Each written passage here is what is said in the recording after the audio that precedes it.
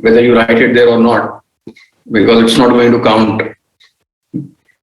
What's going to count is a quiz, which is going to be held very soon, most probably on Sunday.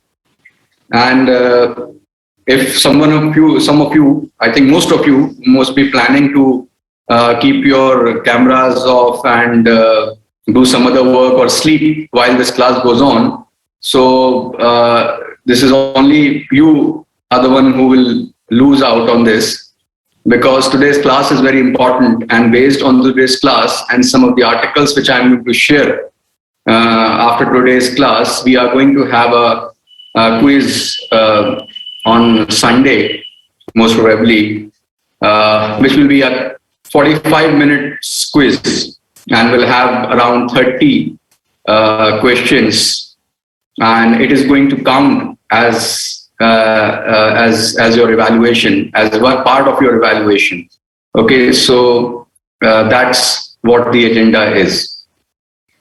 And if all of you can hear me, I'll begin today's session, because there are some things which I'm going to record and send it to you, because we are going to move a bit faster, and Sabuhi ma'am wants also to engage few classes for the third unit, where she will, because she has some health emergency also, so she will need some classes and time off. So as it's a 2-credit course, but it's a very, very important course. So we are today going to talk about a very fundamental thing in critical thinking, which is arguments. And without understanding this concept of arguments, you will not be able to understand critical thinking. And that is why this is a bedrock of how you interpret arguments and how you make good arguments. And now, when I say argument, I do not mean the argument which you and I can have over say whether you are opening up your cameras or not, or whether your teams may have among yourself. You may have among yourself when you are discussing about your practice ventures. So those kind of arguments are different. Okay, so what we are talking about in the context of critical thinking are statements which are made with the help of supporting reasons. So these are called arguments, and arguments form the bedrock of logical and critical thinking. So please make this distinction in your mind very, very clearly. When we are talking about critical thinking, arguments are not verbal discourses or uncomfortable verbal discourse which we have among each other. It is more about the logic and the reasoning which we are giving in support of our claims, or what we are convinced about, or when we are trying to persuade others, we are giving some logic behind that. So that's the argument we are talking about. So in today's session, what we are going to do,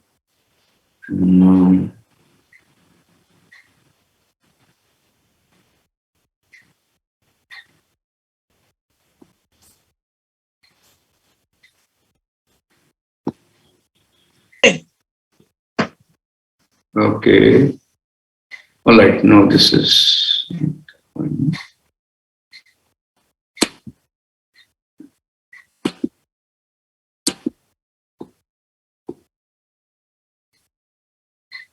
so can all of you see this screen, understanding arguments? Not yet, sir.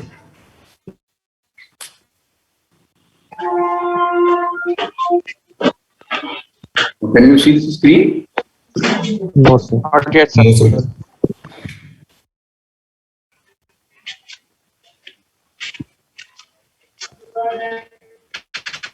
Now can you see this? No, sir.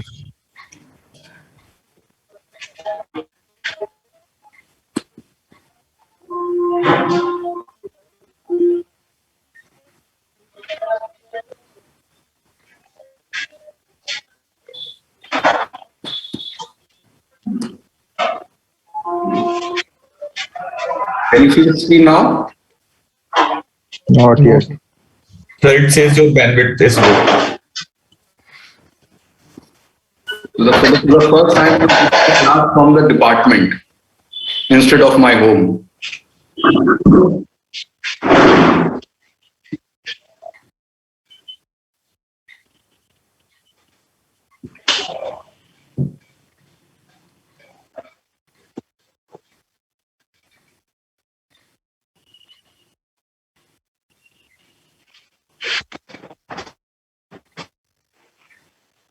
Just let me just try to connect through my mobile phone.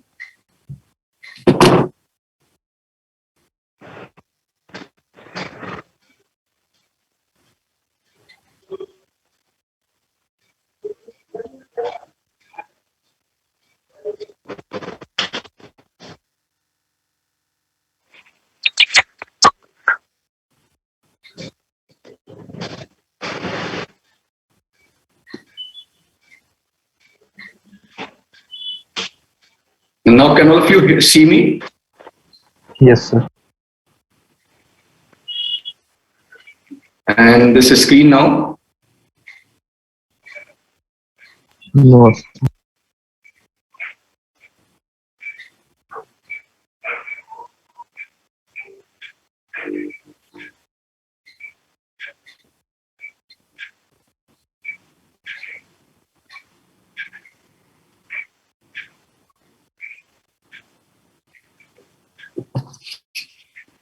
So, are you not able to see the screen still? No, sir. Not yet. No, sir. Now, this is an issue which I don't think I have a solution for right now because I have connected it through my mobile phone also. Mm, Maybe what I can do, I can upload this PPT. Okay, that's a good idea. Maybe whosoever is using broadband can just give it, can send their email to me quickly,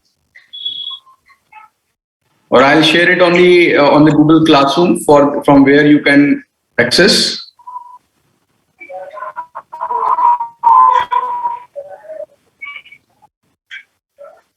Anyone who is using broadband?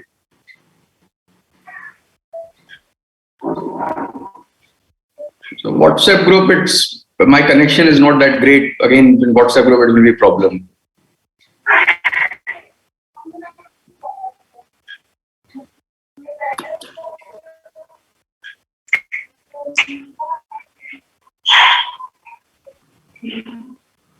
So I'm uploading it on the Google Classroom.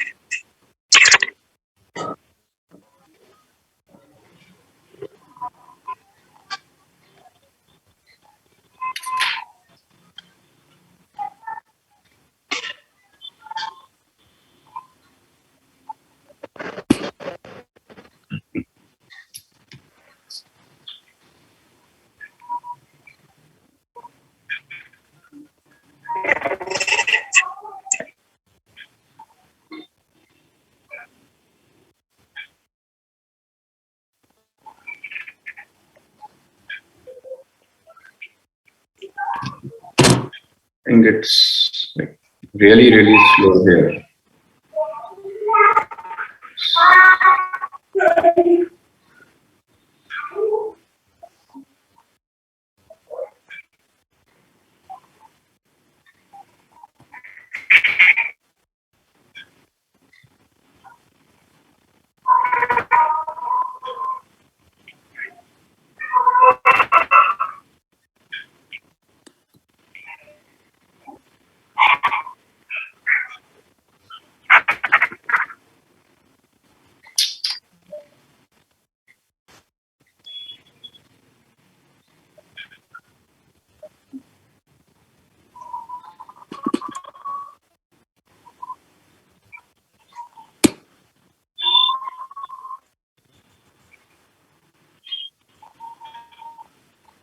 Okay.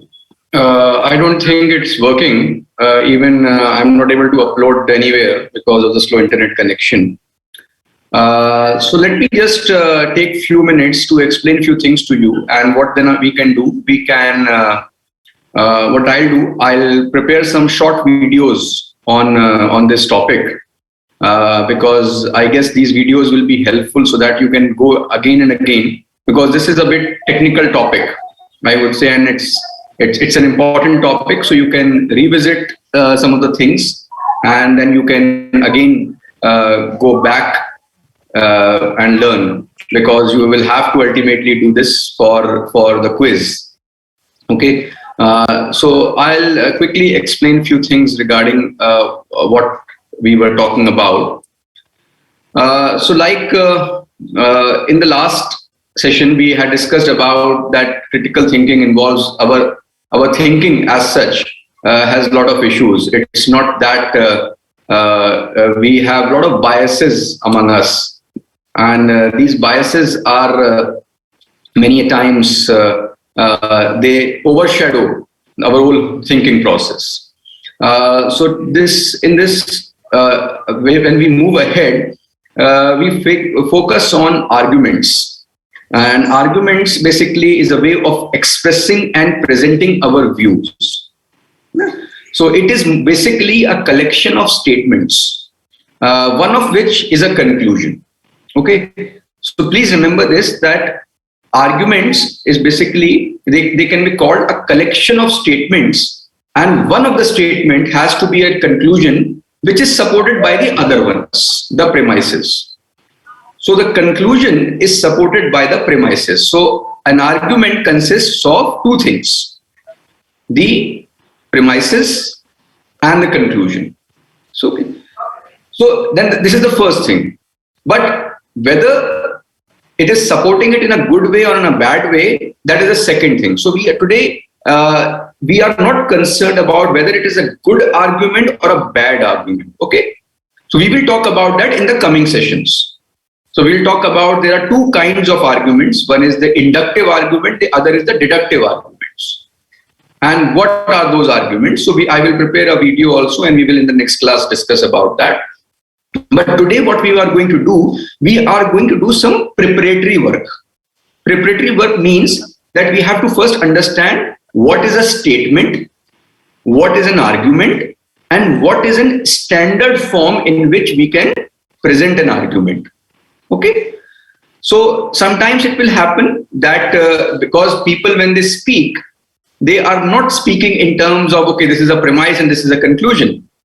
So they are just speaking. Okay, when they're explaining themselves, or when they're presenting their arguments. Okay, so it is a job which we have to do to make it in a standard format. All right. So the first thing which we have to understand when we talk about this topic is that we have to distinguish between facts and opinions. Okay. Remember, say for example, I give you a statement. I say that Vince Carter is a basketball player. He plays in the NBA and represented the USA in Sydney Olympic Games 2000. He is currently the best player in NBA. Now, I ask you, what is in fact and what is an opinion in this? So the last part is opinion and the earlier part is fact. Exactly. So that's what we have to, whenever we are talking about, whenever we are trying to decipher whether it's an argument. So first thing what we have to do is to first distinguish between fact and opinion. Okay. And what is a fact? Which can be proved or disproved. Opinion, on the other hand, are personal beliefs. I say Three Idiots starts today at 9 p.m. on Sony XYZ. It's a great movie. Now, what is a fact and what is an opinion here? First one is fact, second one is opinion. First one is fact because it can be proved or disproved. So it is a fact, and the other is a opinion. Okay, so always look for what when you are trying to understand facts. Think about whether it has occurred or it exists somewhere, or it has to be present somewhere to be true. Okay, so say for example, AMU is a university in India. That is a fact. I love studying at AMU. It's an opinion. Okay. You can say Rafid is more than 6 feet tall. Okay. That can be a fact because if he is tall, then it's a fact. But Rafid is a very, very good looking. It's an opinion. Okay. Yes, Adnan. Sir, if someone says that, let's say ISC Bangalore is the top university of India or is the best university of India, and if IISc has the first rank, then his opinion is also a fact that it is the best university, and it is corroborated by the fact that it is ranked 1 also. So if he says that it is the best, it is a fact. It may be an opinion. It can be both things. But say, for example, if the fact is supported by something, say that ranking among, so if you just simply say that ISC Bangalore is the best university in India, it is an opinion. But if you say that in the ranking, ISC Bangalore has come out as the best university in India, in the ranking, then it becomes a fact. Because in the ranking, it becomes a fact. So that's what and opinions basically tend to be more vague. Opinions are many a times vague. They are loaded with values and judgments. Okay, now we can say that, and whenever you have to understand whether it's an opinion or fact, there are some clues there. Okay, like for example, the words like best, I love this, this is very good, this is very bad. All of these kind of value-loaded things, beliefs, okay, value judgments. That basically is an opinion. Now, let me give you. We remember when we were talking about presentation skills.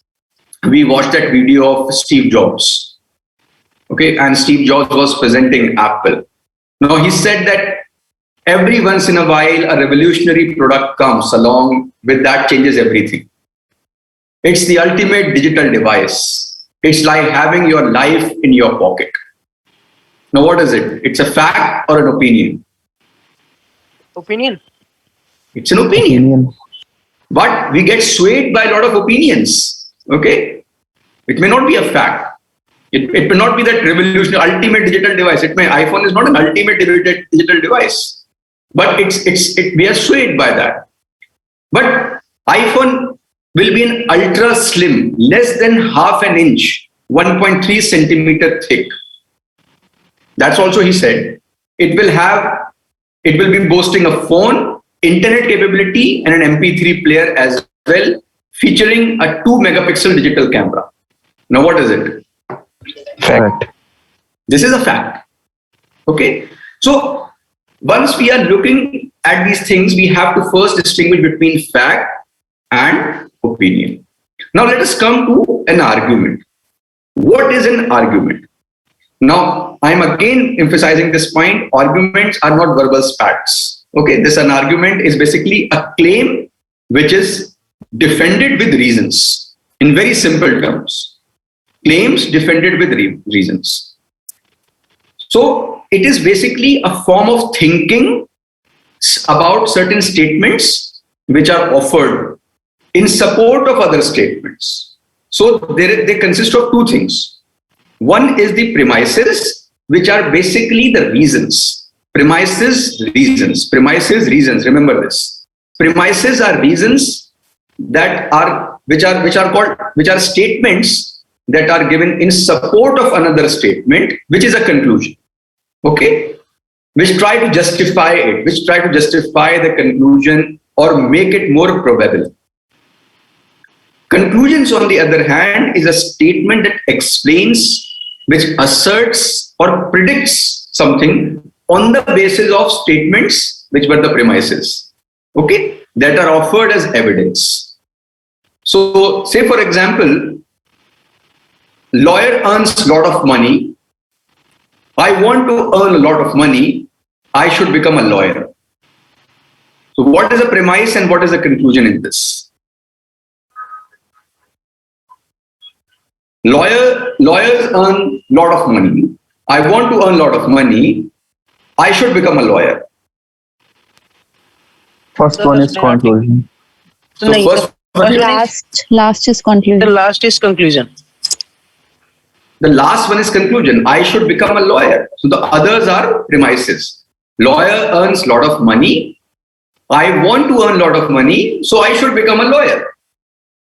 So basically, I'm giving two premises, but again, what I'm saying here is the premises reasons. We are not going into the depth right now whether the reasons are, whether the whole this argument is inductive or deductive, whether it is strong, whether it is not so strong. Okay? We're not going in that. We are just basically deciphering those things. So how do you identify the premise and the conclusion? Because usually it is not given in a standard form. So we have to basically, when we read, say for example, a passage, how do we decipher that? So we have to look for premise indicators. Premise indicators. Premise indicators, examples of that, basically these are clues where you can find premises. For example, because so and so, because is one premise indicator. If you think that there is whenever in a statement a because is used, you can then look deeper into it whether it is a premise or not. It's an indicator. Or say, since this has happened, since is also a premise indicator.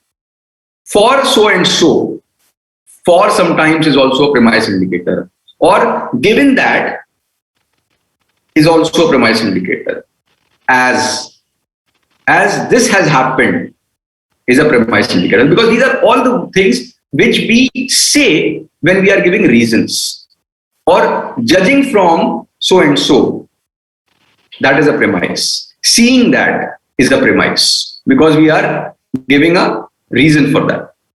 Then there also is our conclusion indicators. Conclusion indicators are again clues that basically gives you hints that whether this is a conclusion or not. Okay, like for example, therefore. Very simply, if there is a therefore, you can very quickly make out that this is a conclusion. Thus, hence, so, as a result, accordingly, consequently, which shows that all of these are conclusion indicators. Okay. However, there can be passages or there can be content in which there are no indicator words. It may also happen. Okay. So there is a strategy which you can try. You try to ask yourself, what claim is the writer or the speaker trying to prove? What claim will be the conclusion? So what is the central premise and what they are trying to prove? Okay. So if you can answer this question, then that is put therefore in front of that statement and you will get the conclusion. Okay. So it is a strategy which you can use. Again, it's not 100% like it will work, but you can try using it because language is complex many times. People use different expressions in language. So try to put therefore in front of words, in front of sentences and try to figure out whether it is a conclusion or not. That's one of the strategy which you can use. Okay. Say now I give you one example. Give me an answer. Identify the premise and the conclusion in this. Make a will, otherwise the state will determine who gets your stuff.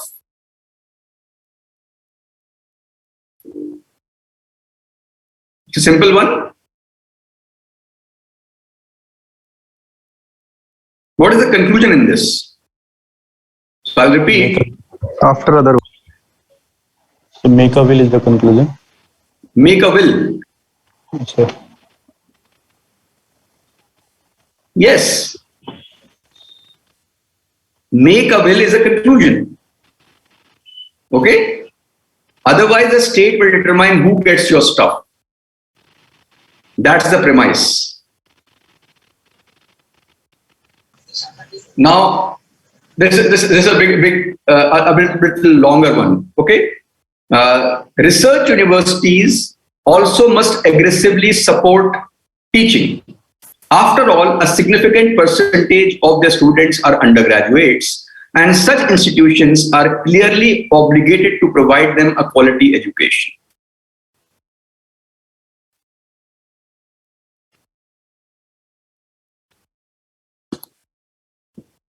Sir, the first sentence was again? Just a second. What I'll do.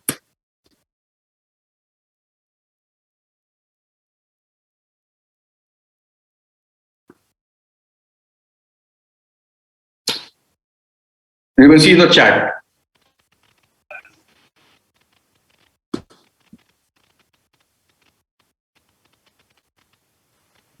Sir, the universities must support teaching is the Conclusion. conclusion. Okay, so now when you are consciously looking at it, so if you put therefore in front of that, therefore research universities also must aggressively support teaching. That is the conclusion. And the others are basically premises. And you can divide the premises. There are two premises here. Okay.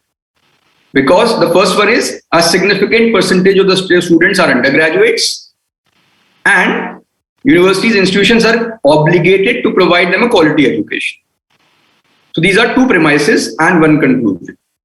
Okay. So this is how you do it. Now here we talk about the next important thing, which is the standard form of argument. So standard form of an argument is you may be given a sentence or a paragraph or maybe an article, and you may be asked to basically divide it into basically premises and conclusion. So standard form of an argument is basically a way of presenting the argument which makes clear which statements are premises, how many there are, how many premises are there, and which statement is the conclusion.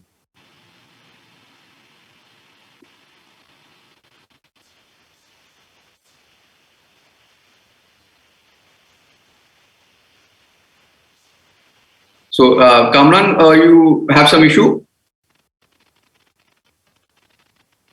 Yes, sir. There may be two premises and two conclusions in this statement, sir. If we divide the statement into two parts. Okay. How? Yes, there are two premises. Yes, sir. And there may be two conclusions. One is universities are obligated to provide education, and the first one.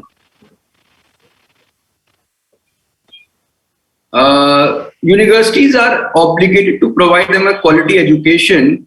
Is it a conclusion of this?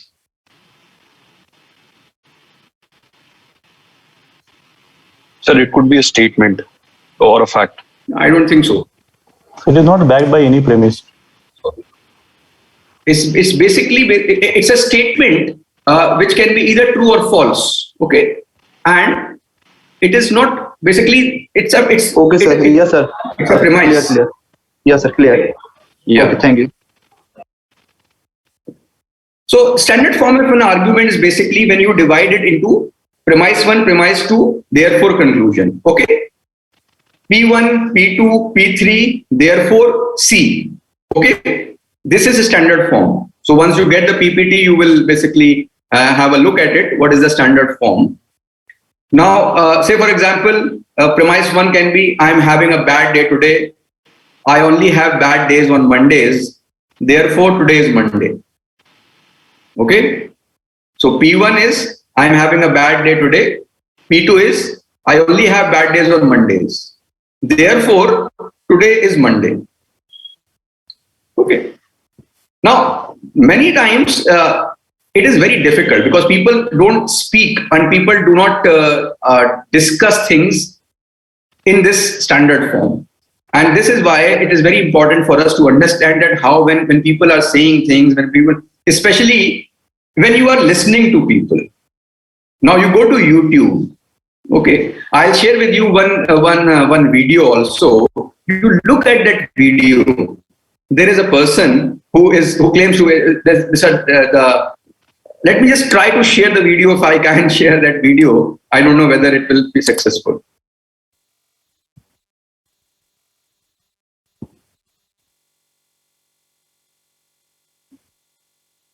Can you look at this screen? Yes, Black but screen. it's blank. Yes. Yes, sir. Okay, so let me just play it and let us see how it works. The author of the book, Living a Better Life. And I'm here to tell you my top 3 reasons for going vegan. Animals from factory farming spend their entire lives in miserable conditions until the day they are slaughtered. Most won't ever feel the warmth of the sun on their backs or breathe fresh air until the day they are loaded onto trucks bound for the slaughterhouses. Their suffering is unimaginable. Animals from factory farming are treated cruelly. Now, you might think that eggs are okay to eat because, after all, you don't need to slaughter chickens to eat their eggs. Wrong. Chickens get their beaks cut off with a burning hot blade and with no painkillers. And half of the chickens on farms, the cockerels, are slaughtered. The fact is, eggs come from hens that are treated cruelly. All that so that you can enjoy bacon and eggs. But I only eat fish, some people say. Well, that won't cut it either. The problem is that commercial fishing is destroying and emptying our oceans. As a result of commercial fishing, 90% of large fish populations have been exterminated in the past 50 years. So you saw this video and you heard the person saying, his name is disguised as Justin. He claims to be an author of a book called Living a Better Life. Okay, so that's not a real video. It's an example video. Okay, but what was the conclusion which he's trying to basically give? Can you make out what was the conclusion? Be a vegetarian and don't be non-vegetarian. Being a vegan, yet we should become a vegan. We should become a vegetarian. That's the conclusion.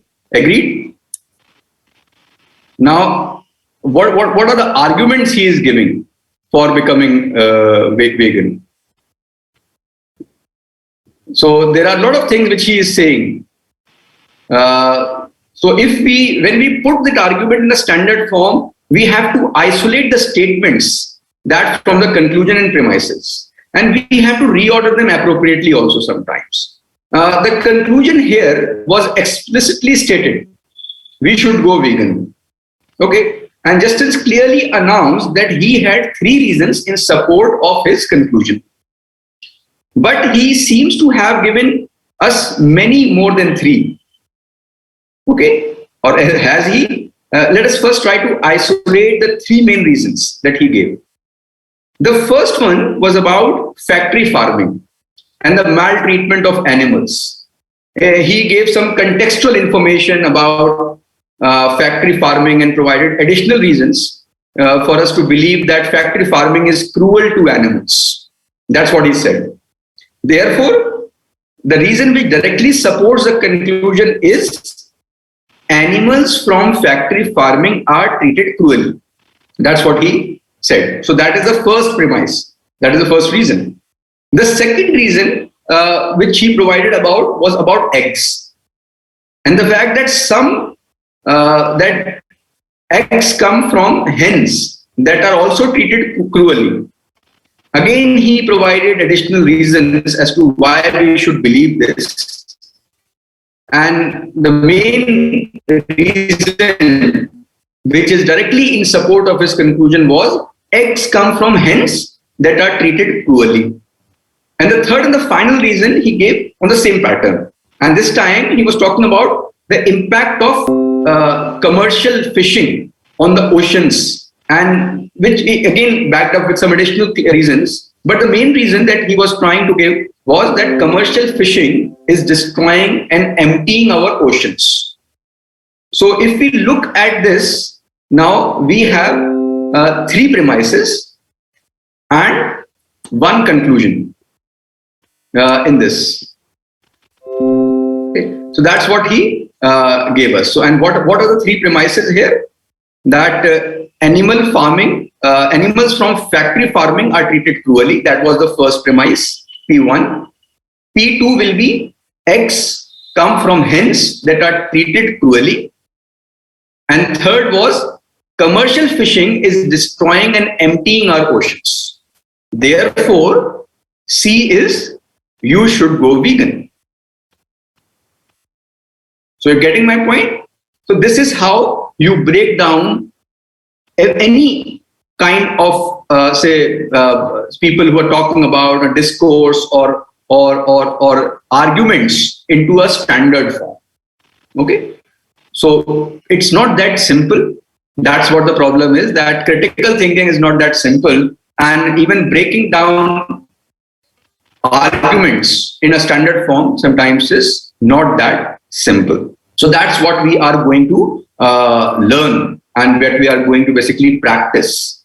And there are some, there is two, three articles which I'm going to give you for reading after the class on the Google Classroom. So you have a look at it, all those, and then you can make a judgment about this. So this was the first part which I wanted to discuss today, that what are basically the difference between facts and opinions. The second is, what is an argument?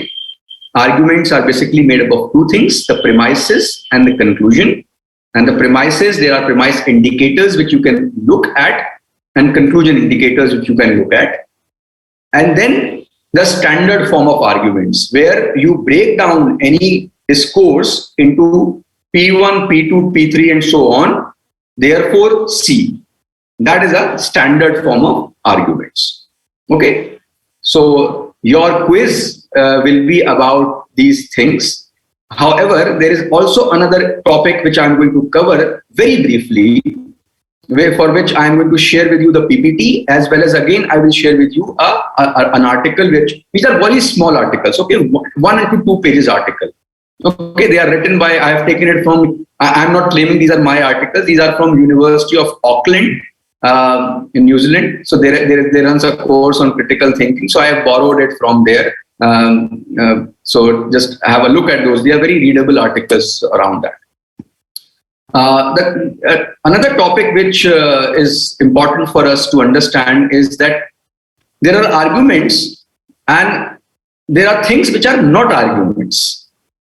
So if you have to basically define arguments basically consist entirely of statements. Okay, that makes sense. So for questions, for example, or commands, okay, and other kind of non-statements are not part of arguments. Okay.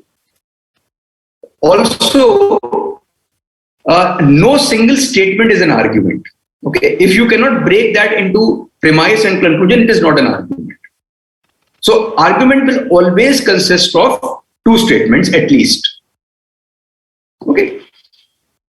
So there are things which are not arguments, things like reports. Sometimes report is basically a group of statements or statements which are intended to simply convey information about a subject. So these are also not arguments. Okay. Or unsupported statements of belief or opinions that I already talked about. These are also not arguments. Illustrations. When basically illustrations are something which you are providing as examples or providing something which again to support a claim, you are just illustrating things. Okay. It is not basically convincing evidence. Okay. Not to provide convincing evidence, but to illustrate certain things. Then third is the conditional statements, like if then kind of statements. These are also not arguments. And finally, explanations. Explanations of, again, they are similar to illustrations. You can confuse these two things, but explanations are where they provide an account of why something has occurred or why something is the case. Okay. So these are examples of non-statements, non-arguments. So I'm going to share this PPT with you about non-statements, non-arguments, as well as an article on that. So you go through them, and if you have doubts, if you have queries, you can come back on the WhatsApp group and we can have a discussion on it. Yes, Adnan. Sir, if someone asks a question कि आपने पिछली बार ऐसा नहीं, आप कभी ऐसा कोई काम नहीं करते हो, suppose let's say good work, कि आपने कभी अच्छा काम नहीं किया, तो इन रिप्लाई द पर्सन सेज कि अभी पिछले हफ्ते ही तो किया था, तो isn't that an argument that he had done something right? No. What I'm saying, जब वो आपसे पूछ रहा है, that is a question, that is not an argument. नहीं, तो रिप्लाई में भी तो वो आया, वो तो फिर डिस्कोर्स हो गया ना, वो तो आप डिस्कस कर रहे हो ना. It is basically, वो भी तो उसका आर्ग्यूमेंट है कि he usually does it. You know, again I'm saying argument को आपको verbal spat से confuse नहीं करना है. It is not the verbal spat between two people. It's about one person who is giving, basically explaining anything to you or giving reasons for his belief or giving a conclusion about something. So he is giving you basically a group of statements. आपको उसमें से समझना है कि this is an argument or not. I believe if say for example the question you are asking, अगर इसी में हम लोग ये समझें, अगर वो ये कहता है कि आप कभी भी अच्छा काम नहीं करते हो, आपने लास्ट टाइम भी अच्छा काम नहीं किया था और उससे पहले भी अच्छा काम नहीं किया था, ये this is an argument. Okay, this is an argument. Why? Because he is giving two reasons. One is that आपने लास्ट टाइम नहीं किया था, दैट इज प्रीमाइस वन. आपने उससे पहले भी नहीं किया था, that is premise too. Therefore आप कभी भी अच्छा काम नहीं करते. ओके, अगर कोई आपसे ये पूछता है कि आपने अच्छा काम किया या नहीं किया, whether you have done this work or not, say for example, this is a question, this is not an argument. Okay, so that is what we have to differentiate between argument and non-arguments.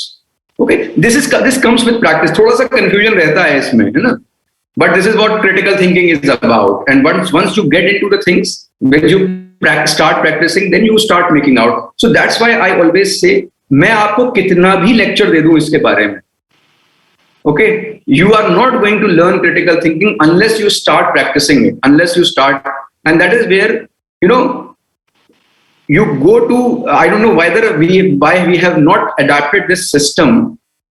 Critical review and critical evaluation is such an important part of any course when you go to Western world. When you go to US, UK, there will always be assignments on critically reviewing things, because that is a hallmark of an informed individual or an educated individual.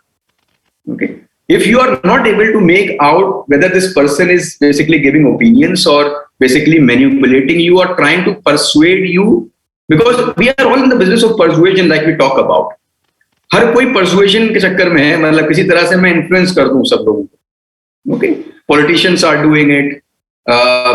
Like news anchors are doing it, on the ground, business managers are doing it, entrepreneurs are doing it, advertisers are doing it. We are all in the business of persuasion. Okay, and whether we are doing a good job or bad job is where critical thinking and logic comes in. Okay, so इसमें दो फायदे हैं. एक तो आप अपने लिए, you become a critical thinker and you give good arguments first. Okay, if you understand this thing, critical thinking properly. The second is, when others give you arguments, you are basically in a position to make a judgment whether it is a good argument or whether it is a bad argument, whether we should follow this or we should not follow this. Okay, so like for example, this is a very simple one, global warming.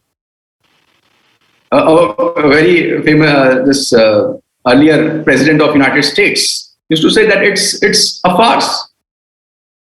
It's a farce. It's overrated. There's nothing called global warming as such. Okay. So you may give all kinds of arguments. Like in previous class, I told you that you may give an argument like, okay, when we were children, we used to have so hot summers, but nowadays there is like summers pass like anything, and there's a lot of rain in the summers. It's not even that hot. How can there be global warming? So that's an argument. But people are swayed by these things. You look at the speeches that people make. You look at the videos on YouTube. You will find that there are a lot of illogical things happening around. So you have to make basically navigate in between and understand what is a good argument, what is a bad argument. And that's a hallmark of a I would say an educated individual. That's what you have to develop. So I would not go further. I would stop here. And I think it has been a good session so far, even without sharing the PPT and all. And I'm going to share the slides with you on Google Classroom now, and there's some articles for you to read. So, and please read those articles carefully if you have any doubts, because there are some questions in between in these PPTs also for you to think. Okay. Some of it I have already told you, but there are a lot of other questions in between for you to think. So practice all of these things, and you can also, there's a lot of material out there on even Google about the critical thinking, about arguments and non-arguments. So I may also share some other videos. If not my video, I will share some others video on YouTube links, so which you can have a look at it. So there's no point in reinventing the wheel. Then we will, because I want all of you to perform good in your quiz, and this quiz will be counted. Okay, so please, because I think there are not many people in the class today, full strength is not there. I will announce it on the WhatsApp also. So please prepare well and do well in this quiz. For this quiz again, I may not ask you to come on Zoom, every one of you.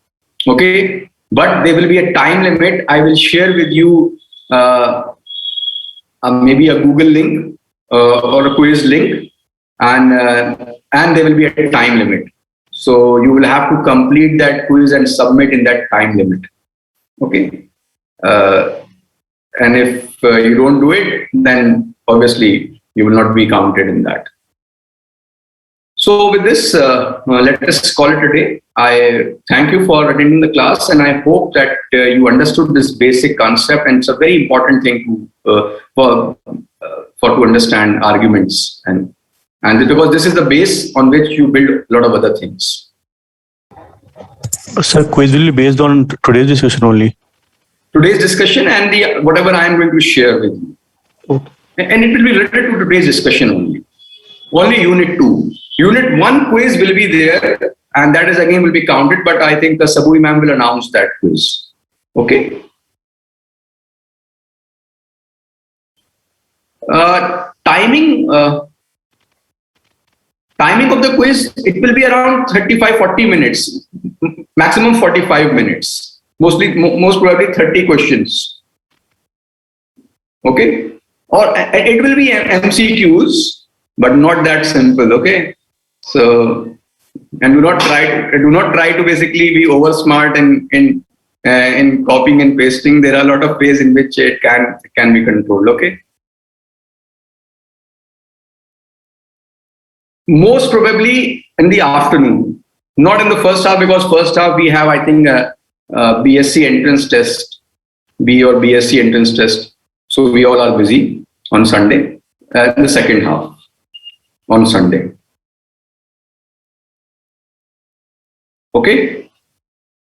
What is this, Kamran? You were saying ours is an over-competitive society. So that's why taking feedback constructively and rationally is not a norm here than West. Kamran, I would not say that, you are giving an argument here. Ours is it's a conclusion. Ours is an over-competitive society. So what is your argument for this? What is your reasons, premises for this? How can you say that we are an over competitive society? That's a question. Scarcity of everything. Okay. So we don't have a scarcity of human resource. Yes, that's a counter argument here. In a No, in competitive general, environment, I think number of competitors. Yes, we have. Yes, we can say that due to population. In terms of population, we are the largest. We second largest, and we have one of the highest population in the world, and that makes us our numbers. Say, for example, if you look at any competitive exam, we find there are huge applications for the competitive exams. So we can say that in that terms, that for number of seats available, there is a lot of applicants. So yes, there is competition, but over competitive we cannot say. But maybe if we compare it in terms of ratio with other countries and population wise, adjusted account population wise, then we will have a different figure, I think, on that. Feedback again, so that's why taking feedback constructively and rationally is not a norm here. Again, these are two disconnected statements, Kamran. So I would request you to again revisit your argument here. Okay, so maybe over competition. If it's a good argument or not? Yes, so please connect it. Maybe next time it will be a very good, because once we go to that inductive and deductive reasoning, it will be very interesting to understand. And how many of you have watched Sherlock Holmes? Yes, sir. So what kind of logic Sherlock Holmes uses? Deductive or inductive? Deductive. deductive. Reduce. So to deduce things, okay? And so we will talk about that, how deduction works and how induction works. But which is better, induction or deduction? So depends on the circumstances. Yes. Nothing is black and white. Okay. So deduction or induction. So like what Kamran is saying. So let him deduce this. And when we'll come back, we'll have a good discussion on this. Okay.